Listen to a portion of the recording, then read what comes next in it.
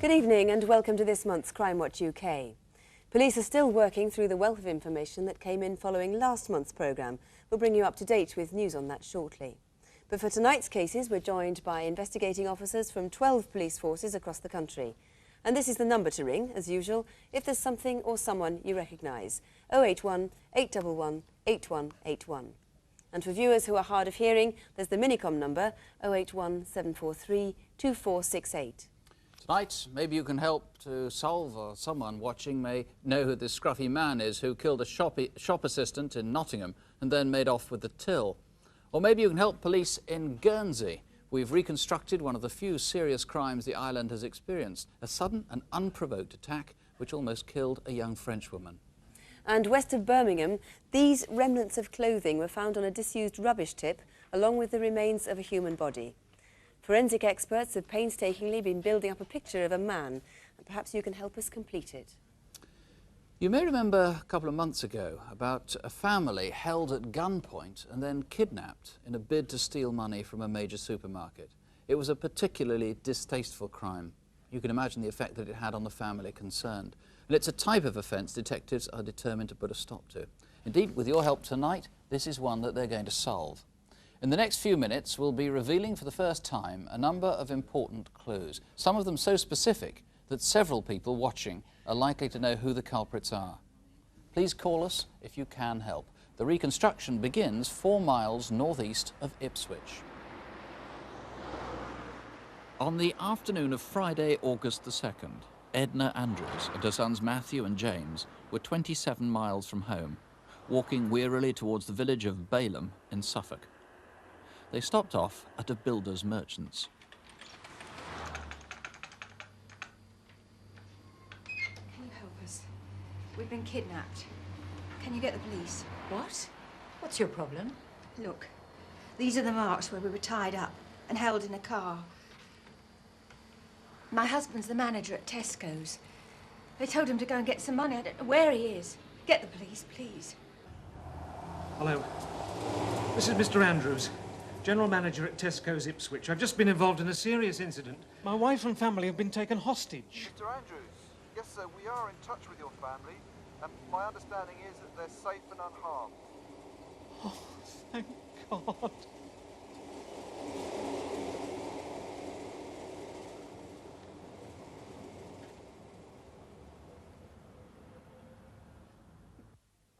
In the investigation that followed, police received 4 crucial tip-offs. They led detectives to a number of local people whom they believe played minor roles in helping to set up the crime. All deny they know the identity of the actual kidnappers, but from what they have divulged, and from what police have learned from other witnesses, investigators have been able to build up quite a detailed picture of the 3 men they're now looking for, the ringleaders. We believe the gang are from London and the home counties. What they did was, in fact, plan the robbery for about 6 months, travelling to Colchester and Ipswich on odd days, and followed Mr. Andrews, keeping him under observation. It may also be that during this time they watched and observed other members of Tesco's staff. One of the gang we know was driving a Land Cruiser, a Toyota Land Cruiser, together with a silver Peugeot GTI. It is also known that they followed them to his home address and also kept his family under observation for some considerable time. It's clear that this was a well-organised and well-planned robbery conducted by very professional men who are very ruthless in their actions. It's 9 o'clock in the evening of Thursday, August the 1st, in Brookshall Road in Ipswich. The car had been stolen 10 days earlier and now has false number plates. About 20 minutes drive away is Chits Hill in Colchester. Tonight's main headline again. Israel has said yes. See you in a minute. And said tonight that the US had agreed to its demands on Palestinian representation. There'll be more on Newsnight on BBC 2 at half.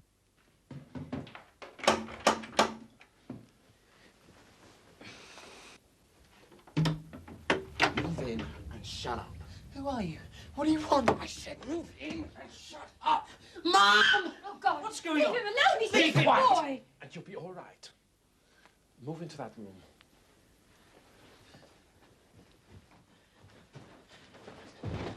Keep your heads down. 6-4. Everything's okay. We're in. Is it quiet out there?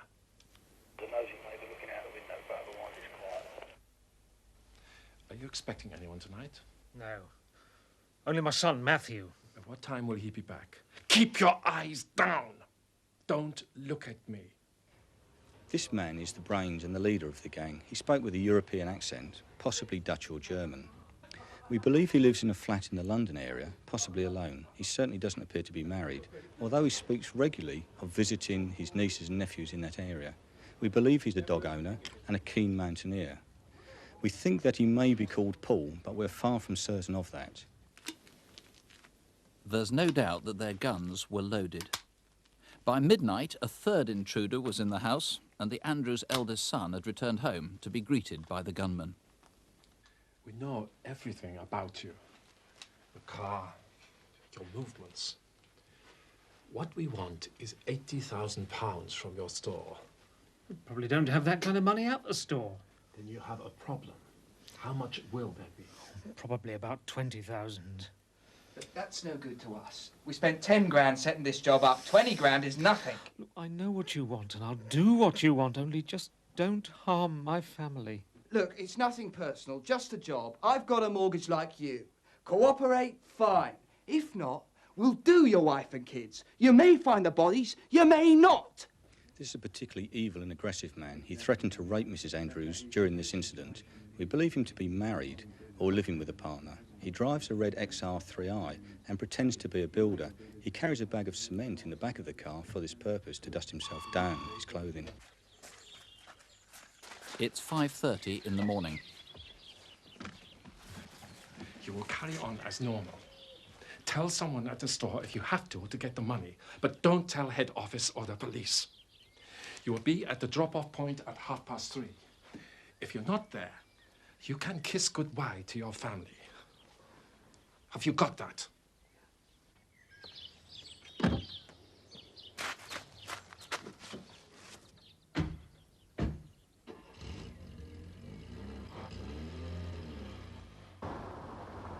They headed north along the A12 towards Ipswich and drove right past the supermarket which Andy Andrews runs. A few miles further on, the car turned into Balham Woods. About 1 hour later, at around 7 o'clock, Andy Andrews arrived for work as usual.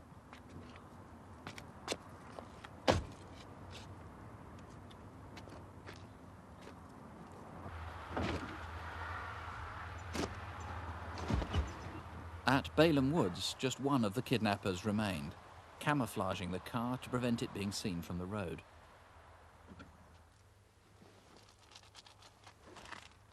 Stupid. We know less about this man than the other two. He seems less sure of himself and was regularly ordered about by the other two. We believe he lives in the London area and has spent time in Hollesley Bay Detention Centre in Suffolk for car crime. It's now 3:05 at Tesco's. Andy Andrews has told some half a dozen staff about what's happened, and they've agreed to let him have the takings. A security guard has volunteered to accompany him to give him some support as he heads off to drop the cash, precisely as he's been instructed.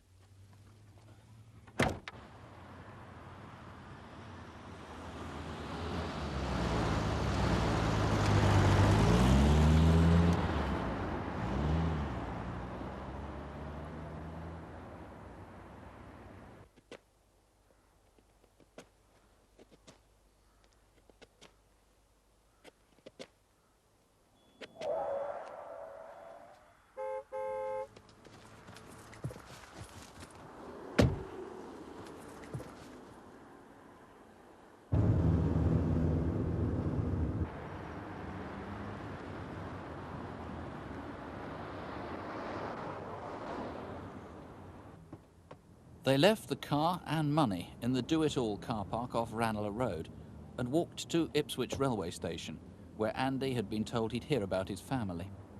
When no message came, he telephoned the police.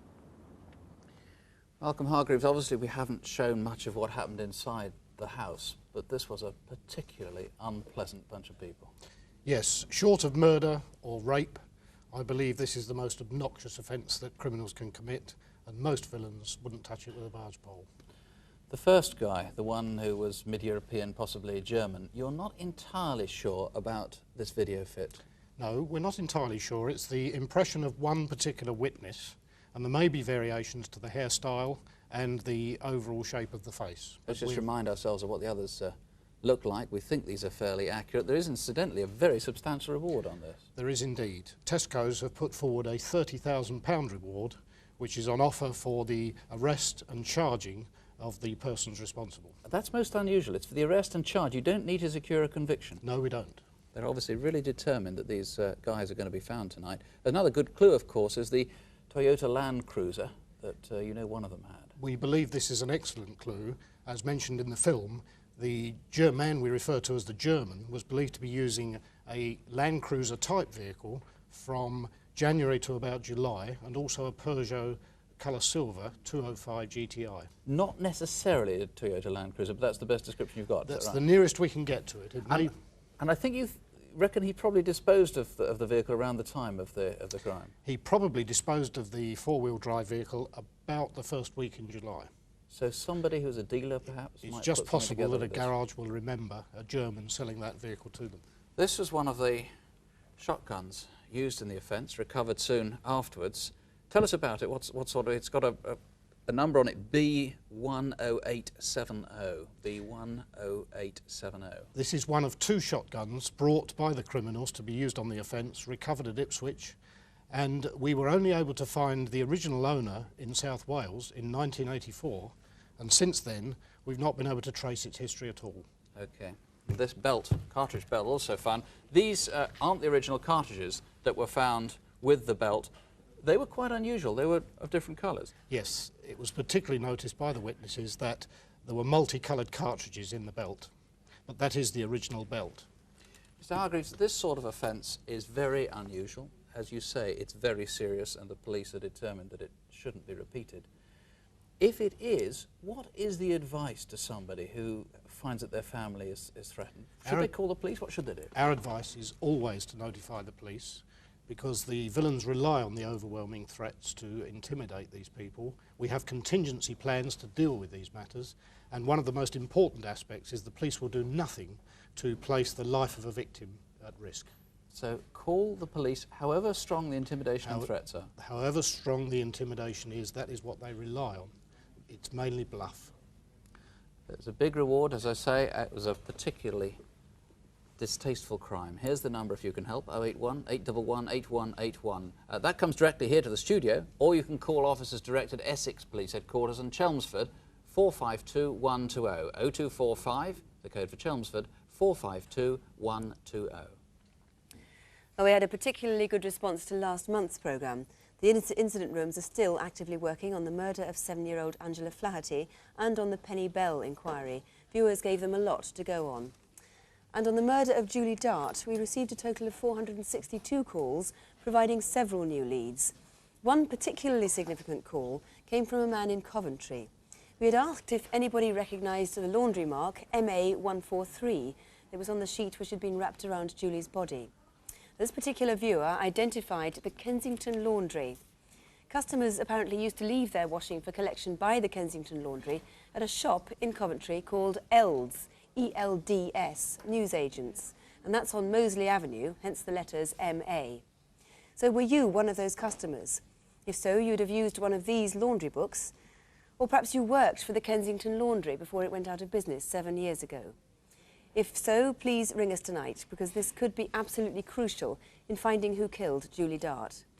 To remind you of the number, it's 081 811 8181, or you can ring the incident room at Leeds on 0532 413 022. On Incident Desk, we appealed for help to find the killer of a man whose remains were found in a burning, disused warehouse in Peckham in South London. He'd been battered to death.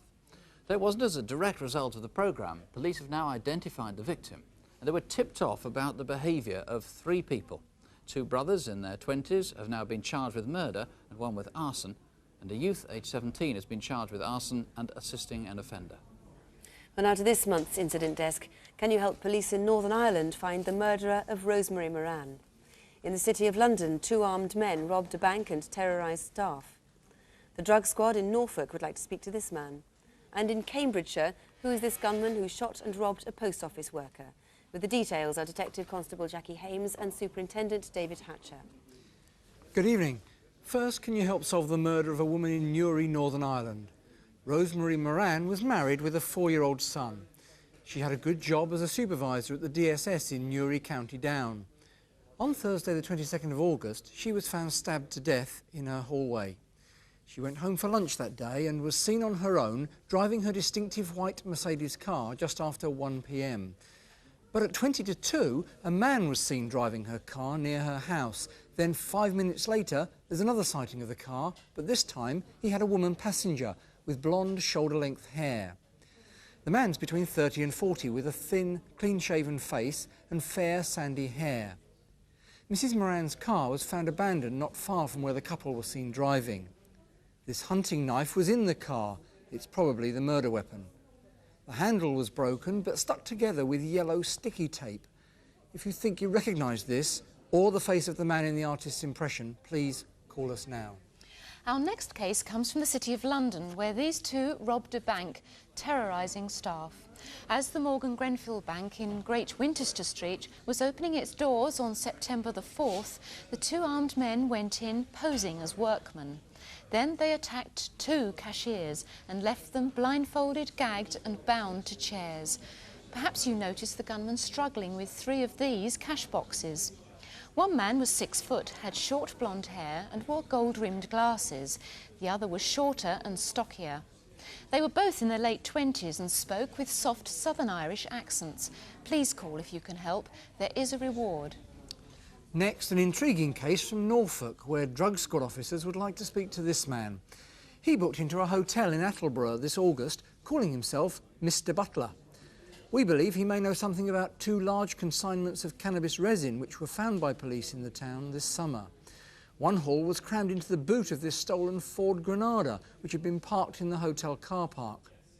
And in the Haverscroft Industrial Estate, a second haul was found some 3 weeks later. The street value of those drugs is over £5 million. Butler is described as about 25, 5'8", stocky with blonde hair, combed back with what's known as a widow's peak.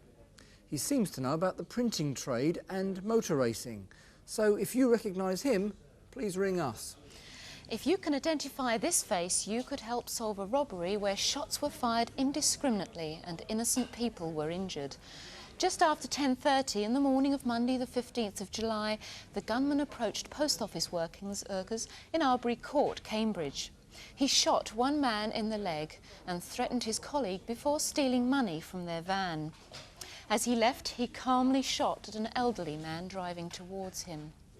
The robber joined an accomplice, who's described as about 50, with grey receding hair and wearing tinted specs. Both drove off in a stolen white Renault, which was abandoned half a mile away in the Kingsway Flats in Arbury.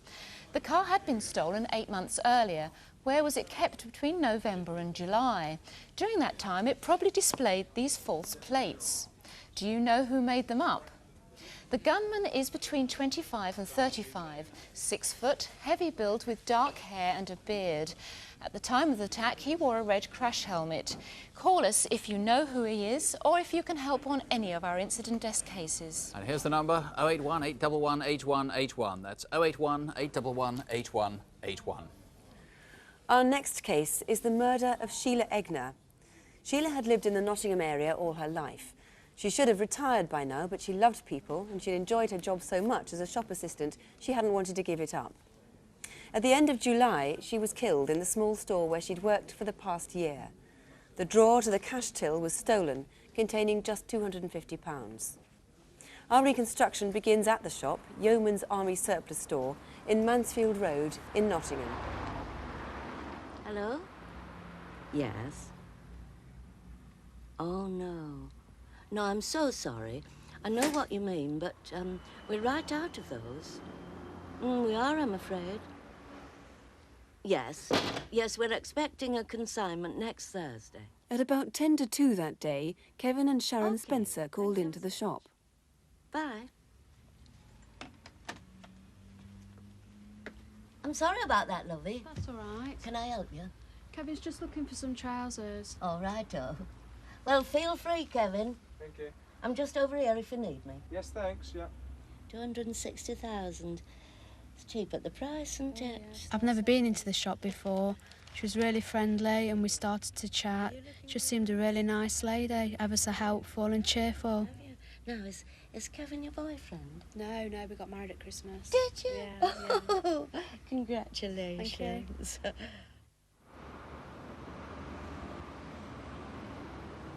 About 15 minutes later, a witness remembers a scruffy-looking man in the shop asking about military badges. No, I'm so sorry. I'm afraid that's all we've got in stock. Police believe it was only moments later that Mrs. Egner was killed. I was on a bus going up Mansfield Road, and as the bus pulled up at the lights, a man came out of Yeoman's Army store. He was rough looking. His hair was a mess, and the thing I noticed about him most was that he was carrying something under his arm. The man was walking in the direction of Nottingham city centre. Hey, you've got work tonight. In fact, several witnesses saw him that afternoon. These two women were walking towards a nearby park, the Arboretum. Hey, Joe, he's a bit of a weirdo. Julie and I both noticed this man who looked very peculiar, mainly for what he was carrying. I remarked on the fact that what he was carrying looked like he'd stolen. It looked like paintings in what they were being carried in. He was about 5'10" tall, quite a slim build, and he also looked quite a weather-beaten type of image or face to him. Definitely not an artist with that box. He's weird. He just looked very scruffy, very peculiar, and he wasn't at ease with the parcel he was carrying. From about 2:30 onwards, customers calling at Yeoman's shop found it locked and apparently deserted.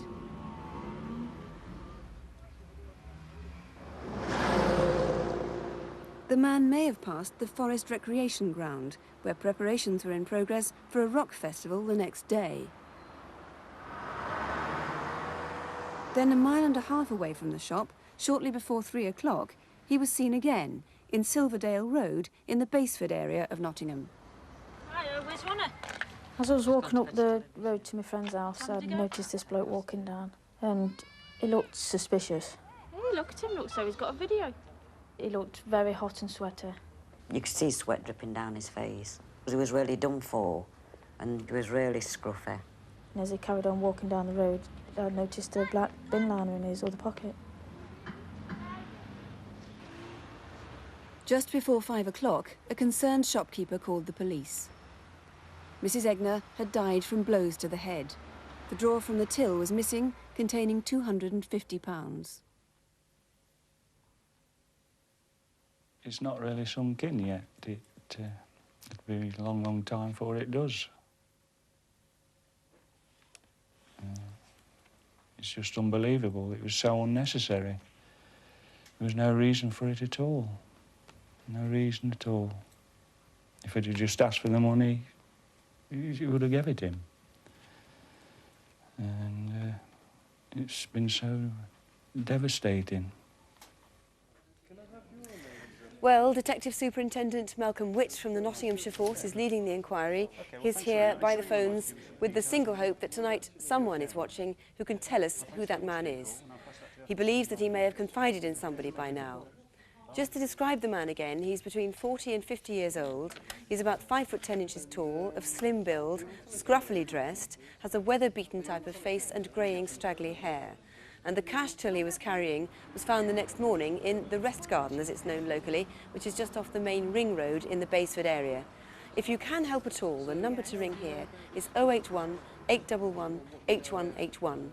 Or you can ring Mr. Witt's colleagues there at the Nottinghamshire Police Headquarters, and that's a free phone number. It's 0800 626 999. That's free phone, 0800 626 999.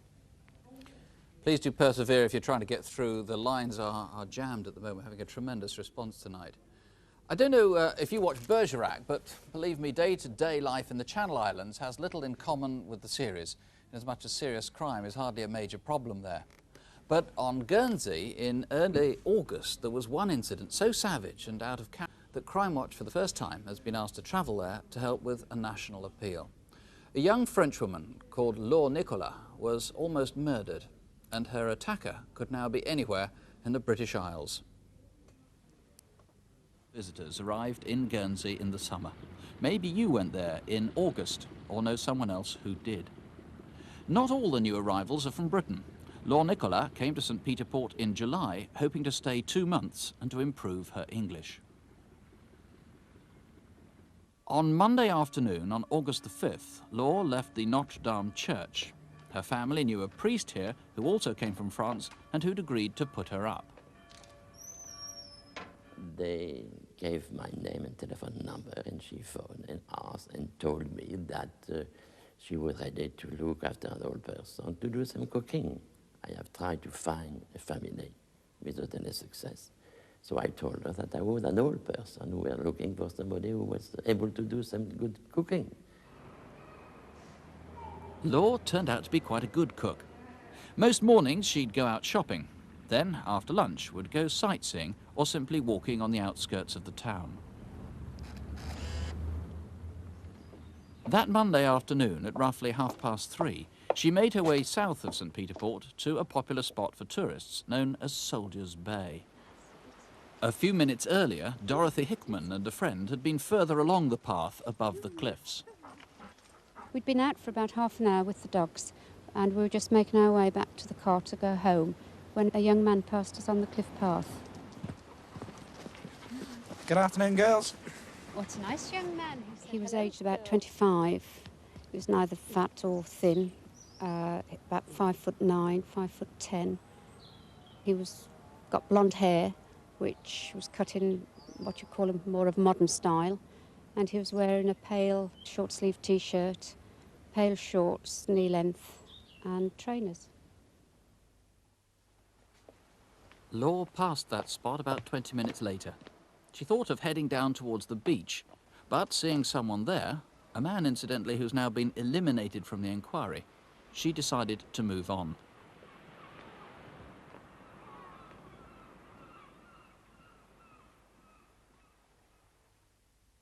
When I was eventually able to speak to Laure at her home in France, she was able to tell me the description of her attacker, and he very much resembled the photo fit compiled by Mrs. Hickman. He probably went on down the path to where it terminates at a large rock known as the Fisherman's Platform, and from there he returned and met up with Laure coming the other way. Laure was found at about 5:30 p.m. on that day, hidden in undergrowth off the cliff path, suffering very, very serious head injuries. So serious, in fact, that I didn't think that she would survive the night. Laure now has impaired sight and hearing and is having to learn to read and write again. If you might know her attacker, please do call us now. Were you in Guernsey in early August? Did you take photos or a video which might show this man in the background, especially in Soldiers Bay or Fisherman's Platform on Monday, the 5th of August? Did you meet someone or do you know someone who matches this description? Remember, he tried to kill a total stranger for no apparent reason. Here's the number. Please do call if you can help, 081 811 8181. Or you can call Guernsey Police in St. Peter Port direct on 0481 725 111. That's 0481, the code for Guernsey, 725 111. Well, looking back once again to last month's programme, Photocall consistently gets good results, and last month's was no exception. In fact, within 2 weeks of the programme, there'd been 3 arrests as a direct result of information from viewers. The first one was the following day. Police investigating robberies at building societies in the south of England arrested a man in Rotherham. He was charged with 3 counts of robbery, and then 10 days later, a second man was interviewed in London and has since been charged with 4 counts of robbery and with firearms offences. And 2 days after the programme, a viewer at a pub in West London thought a customer there looked strangely familiar. Then it occurred to him that he'd seen that face on Crimewatch. A man was arrested shortly afterwards and has been charged with 6 serious sexual offences, including 3 rapes. Well, can we do as well with this month's photo call? Here again to take us through the faces are Superintendent David Hatcher and Detective Constable Jackie Hames. First, can you help find Keith Roberts and Walter Jones? Colleagues as far apart as Devon and Manchester would like to speak to them about the theft of cars, caravans and forklift trucks worth over £45,000. Walter Jones spent the beginning of the year in his hometown of Manchester and in the summer met up with Keith Roberts in the Devon and Cornwall area, where they stayed for a while at the Forest Inn in Hexworthy, Devon. Bar staff there took this home movie one night. Here's Keith Roberts. He's about 35, 5'8" tall and has a West Country accent. By the way, we think that dog in his lap is probably his. Keith Roberts has many tattoos, including a mouse in a glass on his right arm. And this is Walter Jones. Sometimes he calls himself Alan Jones. He's 53, 5'8" and has a Manchester accent.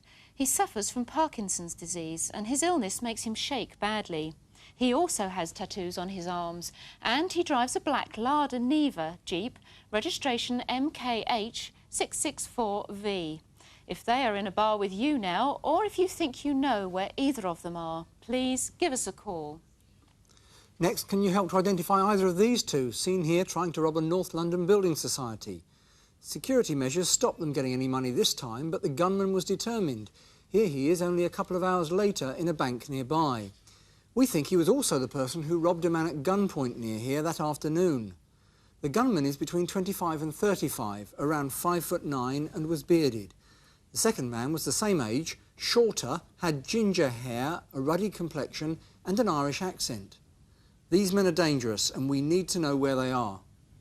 This is Peter O'Brien, who up until July this year was employed as an accountant with a London property trust, but who has since disappeared. It was soon discovered that funds allocated to maintain properties like these had for years been diverted into a personal account to the tune of almost £500,000.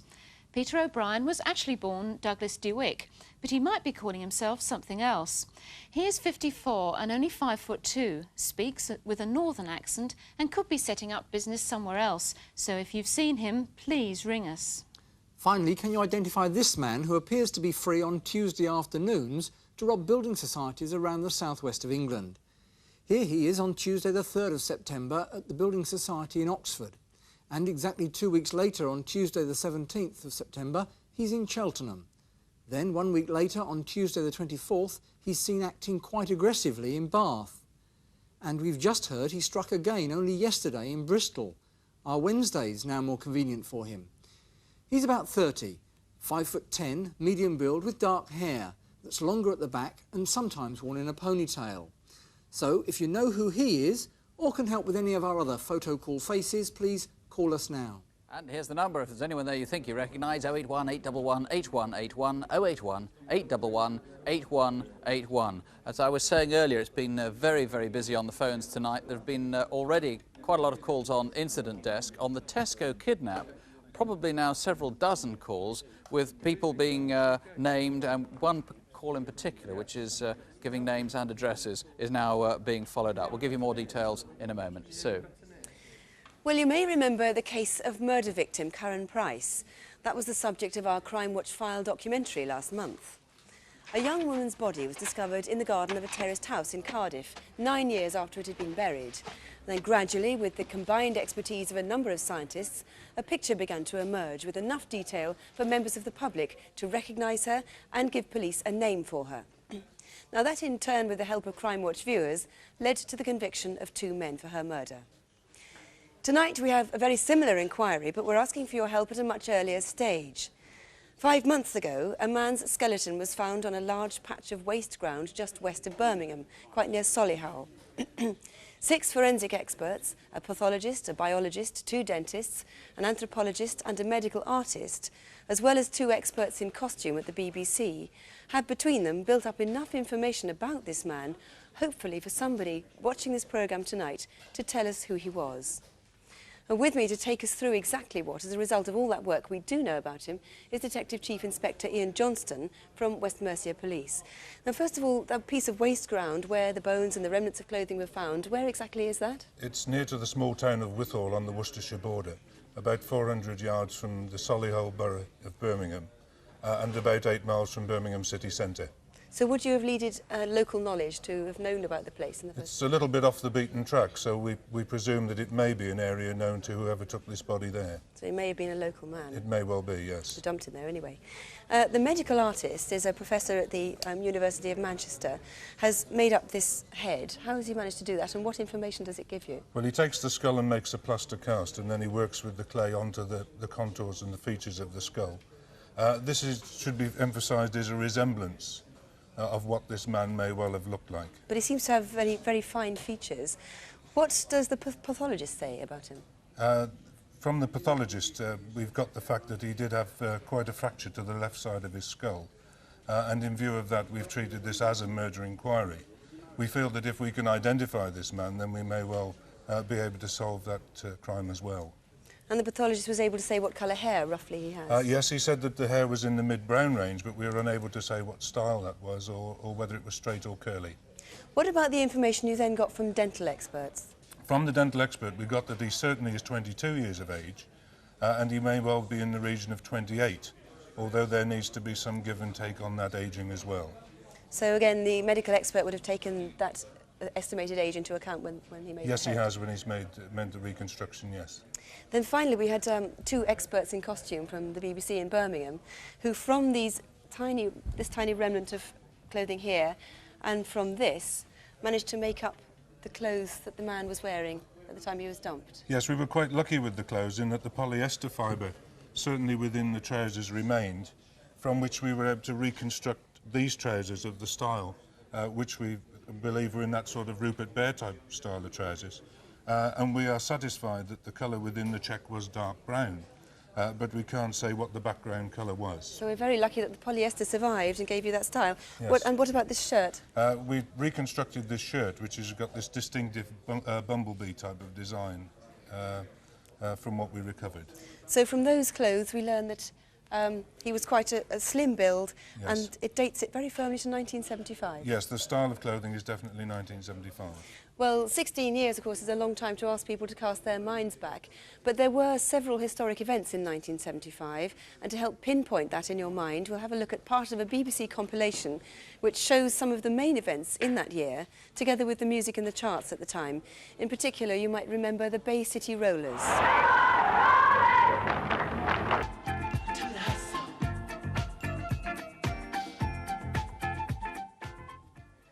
Right, some very specific events from the year 1975, hopefully to jog your memory. Remember that this man would have been aged between 22 and 28 at the time, and to give you perhaps a more realistic idea of what he may have looked like, we've used our computer paint box to give this artist's head here some realistic skin tones and 4 different hairstyles of the time, 1970s hairstyles. So if you think you can help Mr. Johnston and his colleagues put a name to this man tonight, please give us a ring. It's 081 811 8181 here to the studio, or you can ring the West Mercia Police direct, and that number's 0562 820 888. That's 0562, the code for Kidderminster, 820 888. Well, now one of the most popular parts of Crimewatch, a chance to see if something you once owned is stacked here in the studio. The items have been recovered by 2 forces, West Mercia and Devon and Cornwall, but they could come from anywhere at all. And here to take us through Aladdin's cave is Eric Knowles. Thank you, Nick. Well, at 3 o'clock this morning, I could have made very good use of this Victorian nursing chair, together with my 9-month-old baby son, that is. But it's got porcelain casters, and I'm told that that dates it to around about 1840, 1850. But I have to say I prefer my porcelain to be a little bit more adventurous, and they don't come more adventurous than a pair of moonflasks such as these. Floral encrusted, lovely lavender blue grounds. Date-wise, maybe 1870. They're not marked. They could be Minton, they could be Worcester, I'm not sure. But what about this pair of paintings by Patrick N.A. Smythe? Rural figures in landscapes, quite atmospheric. But I have to say that my money goes on these 3 characters. Painted by Edgar Bundy, 3 cavaliers. Now, these chaps are getting on in years, but they still manage to cut quite dashing figures, and I think that's a painting that will stand the test of time. It is an object that will always stand the test of time. a lovely Georgian clock. It's in mahogany. It's by Griffith of London, and it dates from around about 1790, that age of elegance. And from that age of elegance, take a look at this Derby figure, possibly emblematic of knowledge, not quite sure. Next to it, a nice little biscuit porcelain figure, also Derby, also around about 1790. Now, come and have a look at these special vases. If you want to see top Victorian ceramic artistry on porcelain, a wonderful pair of Copeland vases by the master C.F. Hurton. Those roses, I could just pick one up and stick one in my lapel there. Oh, wonderful, I could eat them, they're so good. But however, should you prefer your art in 2 dimensions, well, here's David Cox for you. And a watercolour entitled Farmyard at Betsy Coed, and it's dated 1848. Also from the Victorian period, perhaps a little bit later, a silver teapot. Well and truly engraved, sort of oriental in influence. It's actually engraved with a crest of a rather sort of ferocious bird of prey. Let me introduce you to a little feathered friend of mine that's not quite as ferocious, and he lives in this little tortoiseshell box. There he goes. 1850, 1860, and still in pretty good voice. Finally, there's nothing sadder than a pub without beer, and it's got to be a violin without strings. And so, I just hope that this particular violin might strike a chord with you. Thank you. Here's the number, 081 811 8181, or ring police in Exeter if you prefer, 0392 52101. That's Exeter, 52101.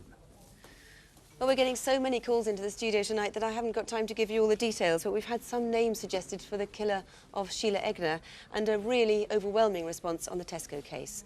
For now, that's it, but I hope maybe we'll have some more progress to report when we come back after question time at 11:45. Our lines stay open until midnight as usual, so please do keep trying if you haven't been able to get through so far. The numbers for the individual investigating forces, incidentally, are on CFAX. That's on page 618. Just a reminder before we go, everything you see on Crimewatch is real, of course, but it's hardly representative of daily life, and thank heavens, most of us won't be victims of assault or robbery or any other serious crime at any time throughout our lives. So don't have nightmares, do sleep well. Good night. Good night.